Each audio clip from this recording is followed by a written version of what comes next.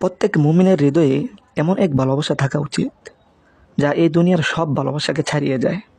সেটি হলো রাসূল সাল্লাল্লাহু আলাইহি ওয়াসাল্লামের প্রতি ভালোবাসা। আল্লাহ তাআলা বলেন, নিশ্চয়ই তোমাদের জন্য রাসূল সাল্লাল্লাহু আলাইহি ওয়াসাল্লামের মধ্যে উত্তম আদর্শ রয়েছে।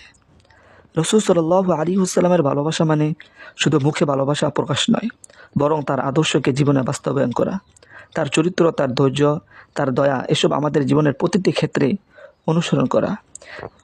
তিনি মানুষকে ভালোবাসতেন, এমনকি তার শত্রুকেও ক্ষমা করতেন।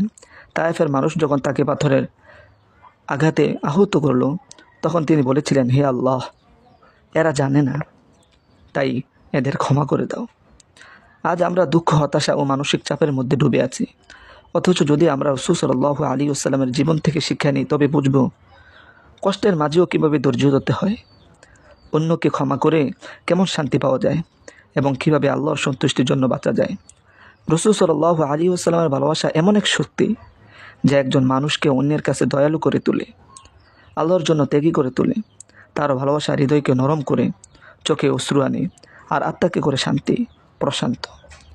রাসূল সাল্লাল্লাহু আলাইহি ওয়াসাল্লাম বলেছেন, তোমাদের কেউ প্রকৃত মুমিন হতে পারবে না যতক্ষণ না আমি তার কাছে তার পিতামাতা, সন্তান ও সমস্ত মানুষের চেয়ে বেশি প্রিয় না হই। তাই আসুন আমরা আমাদের হৃদয়ে নবীদের ভালোবাসা জাগিয়ে তুলি। তার নাম শুনলে দুরূদ পাঠ করি, তার আদর্শে জীবন গড়ি, তার পথে আল্লাহর সন্তুষ্টি খুঁজি।